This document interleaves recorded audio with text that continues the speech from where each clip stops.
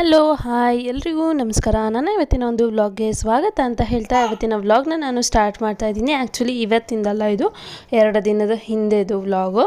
So ಇವತ್ತು post ಮಾಡ್ತಾ ಇದ್ದೀನಿ. ಸೊ ಮೊನ್ನೆ ಎಲ್ಲರಿಗೂ ಒಂದು ಟಿಪ್ ಅಡುಗೆ ಮನೆಯಲ್ಲಿ ನಾವು ಮಾಡುವಂತಹ ಒಂದು ಮಿಸ್ಟೇಕ್ಸ್ ಯಾವ್ದ್ಯಾವುದು ಅನ್ನೋ ಒಂದು ವಿಡಿಯೋನ ಪೋಸ್ಟ್ ಮಾಡಿದ್ದೆ.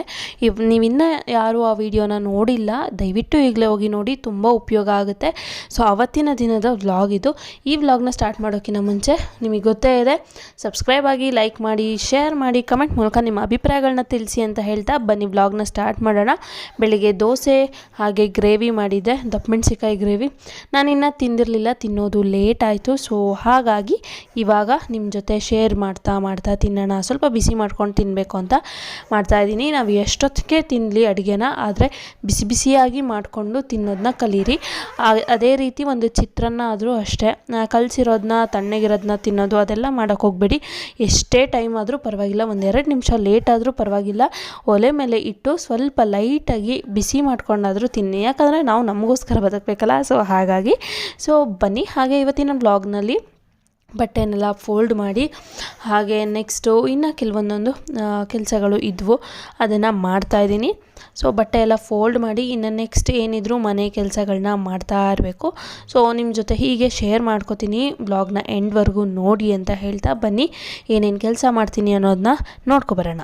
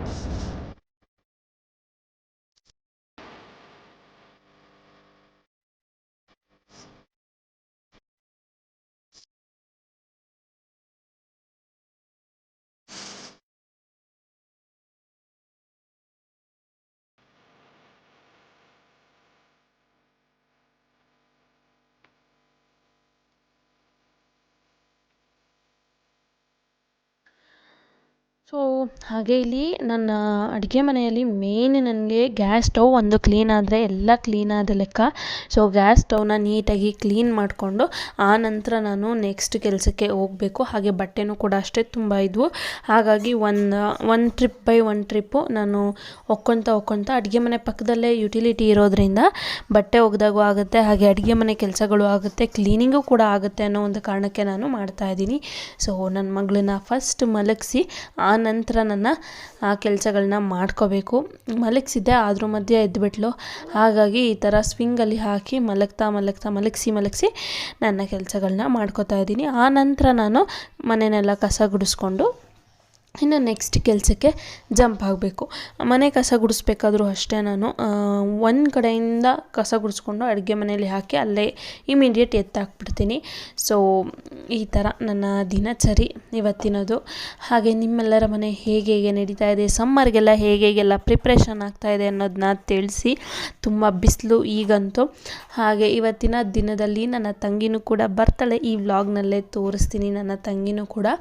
ಸೊ ಹಾಗಾಗಿ ಎಲ್ಲ ಕ್ಲೀನಿಂಗ್ ಎಲ್ಲ ಮುಗಿಸ್ಬಿಟ್ರೆ ಆರಾಮಾಗಿ ನನ್ನ ತಂಗಿ ಜೊತೆ ಮಾತಾಡಿಕೊಂಡು ಕೂತ್ಕೋಬೋದು ಅನ್ನೋ ಒಂದು ಕಾರಣಕ್ಕೆ ಬೇಗ ಕೆಲಸ ಮುಗಿಸ್ತಾ ಇದ್ದೀನಿ. ಹಾಗೆ ಕೆಲಸ ಮಾಡ್ತಾನೆ ನಮ್ಮ ಮನೆ ಹತ್ರ ಏನು ಬಂದಿದೆ ನೋಡಿ ಇಲ್ಲಿ. ಸೊ ಎಸ್, ನಮ್ಮ ಮನೆ ಹತ್ರ ಮುಂಗುಸಿ ಬಂದಿತ್ತು. ತುಂಬ ಬರ್ತಾ ಇರ್ತವೆ, ಮಧ್ಯಾಹ್ನದೊತ್ತು ಆಟ ಆಡ್ತಿರುತ್ತೆ. ಒಂದು 3-4 ಬರುತ್ತೆ, ರೆಗ್ಯುಲರಾಗಿ ಬರುತ್ತೆ. ಸೊ ನನ್ನ ಮಕ್ಕಳಿಗೆಲ್ಲ ತೋರಿಸ್ತಾ ಇದ್ದೆ. ನಾನು ಇವಾಗ ನೋಡಿರೋದು, ಚಿಕ್ಕ ಮಕ್ಕಳಲ್ಲೆಲ್ಲ ಕತೆ ಕೇಳಿದ್ದೆ ಅಷ್ಟೇ, ಹಾವು ಮುಂಗುಸಿದ್ದು. ಸೊ ಇವಾಗ ನಾನು ನೋಡ್ತಾ ಇರೋದು. ಕ್ಲೀನಿಂಗ್ ಮಾಡ್ತಾ ಮಾಡ್ತಾ ಪಾತ್ರೆ ತೊಳೆದು ಪಾತ್ರೆ ಎಲ್ಲ ಜೋಡಿಸಿ ಆ ನಂತರ ನಾನು ನೆಕ್ಸ್ಟ್ ಕೆಲಸಕ್ಕೆ ಹೋಗುವಾಗಿದ್ದರೆ ಬಟ್ಟೆ ಒಗೆಯೋಕ್ಕೆ ಹಾಕಿದ್ದೆ. ಸೊ ಅದು ಸ್ವಲ್ಪ ಬಟ್ಟೆ ಆಗಿದೆ, ಅದನ್ನು ಕೂಡ ಒಣಗಾಕಬೇಕು. ಹಾಗೆ ನನ್ನ ತಂಗಿ ಬರ್ತಾಳಲ್ಲ ಇವತ್ತು ಸಂಜೆ, ಸೊ ಏನಾದರೂ ಚಿಕನ್ ಏನಾದ್ರು ಆರ್ಡರ್ ಮಾಡೋಣ ಅಂತ ಅಂದ್ಕೊಂಡಿದ್ದೀನಿ. ಆನ್ಲೈನಲ್ಲಿ ನೋಡೋಣ. ಫ್ರೆಶ್ ಟು ಹೋಮಲ್ಲಿ ನಾನು ಯಾವಾಗಲೂ ಆರ್ಡರ್ ಮಾಡೋದು ಚಿಕನ್ನು, ಇನ್ನೇನು ಮಾಡಲ್ಲ ಆ್ಯಕ್ಚುಲಿ. ಫ್ರೆಶ್ ಟು ಹೋಮಲ್ಲಿ ಆರ್ಡರ್ ಮಾಡಿದ್ದೀನಿ. ನೋಡೋಣ ಎಷ್ಟು ಗಂಟೆಗೆ ಬರುತ್ತೆ. ಅವಳು ನನ್ನ ತಂಗಿನೂ ಕೂಡ ಸಂಜೆನೇ ಬರ್ಬೋದು, ಅವಳು ಬರೋ ಟೈಮಿಗೆ ಆಗುತ್ತೆ. ಸೊ ನಾನೇ ಮಾಡ್ತೀನಿ, ನೀನೇನು ಮಾಡಬೇಡ ಅಂತ ಅಂದಿದ್ದಾಳೆ. ಸೊ ಹಾಗೆ ಸಮ್ಮರಲ್ಲಿ ಎಳ್ನೀರು ಕುಡಿಯೋದ್ರಿಂದ ಡಿಹೈಡ್ರೇಟ್ ಆಗಿರೋ ಬಾಡಿ ಕೂಲ್ ಆಗುತ್ತೆ. ಸೊ ನಿಮ್ಮನೇಲೂ ಕೂಡ ಚೆನ್ನಾಗಿ ಎಳ್ನೀರನ್ನ ಕುಡೀರಿ.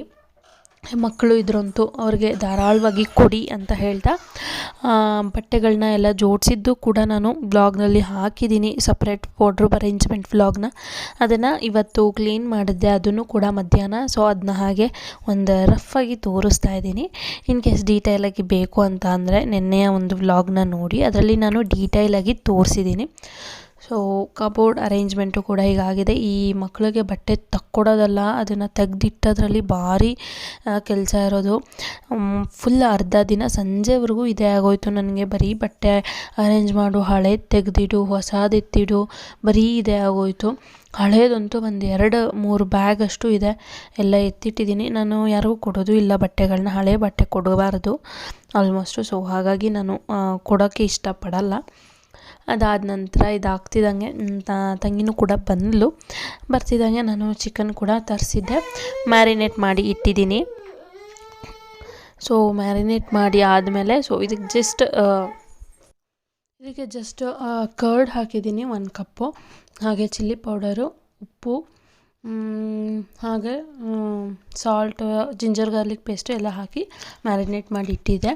ಸೊ ಅದಾದ ನಂತರ ನನ್ನ ತಂಗಿ ಬಂದು ಟೊಮೆಟೊ ಹಾಕಿ ಅವಳು ಸ್ಟೈಲಲ್ಲಿ ಏನೋ ಮಾಡಿದ್ಲು, ಮ್ಯಾರಿನೇಟ್ ಮಾಡೋಕೆ ಇದೆಲ್ಲ ಹಾಕು ಅಂದ್ಲು. ಸೊ ನಾನು ಮಾಡಿ ಇಟ್ಟಿದ್ದೆ.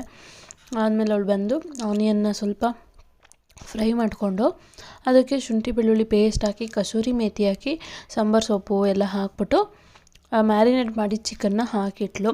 ಮ್ಯಾರಿನೇಟ್ ಮಾಡಿರೋ ಚಿಕನ್ ಹಾಕಿದ್ದು ವೀಡಿಯೋ ಮಾಡಿದ್ದೀನಿ ಅಂತ ಅಂದ್ಕೊಂಡೆ, ಬಟ್ ಮಾಡೇ ಇಲ್ಲ ಅದನ್ನ. ಸೊ ಇಷ್ಟ ಆಗಿತ್ತು. ಹಾಗೆ ಇದಾದ ನಂತರ ಸ್ವಲ್ಪ ಈ ಥರ ಫ್ರೈ ಮಾಡಿಕೊಂಡು, ಇದು ಆ್ಯಕ್ಚುಲಿ ಸಾಂಬಾರು ಥರ ಏನಲ್ಲ, ಚಿಕನ್ ಜಸ್ಟು ಚಪಾತಿ ಹಾಗೆ ಡ್ರೈಯಾಗಿ ಏನಾದ್ರು ಕಲಿಸ್ಕೊಬೇಕು ಅನ್ನೋಕ್ಕೆ ಅನ್ನೋ ಹಂಗಿದ್ರೆ ಕರೆಕ್ಟಾಗಿ ಇದೆ ಇದು.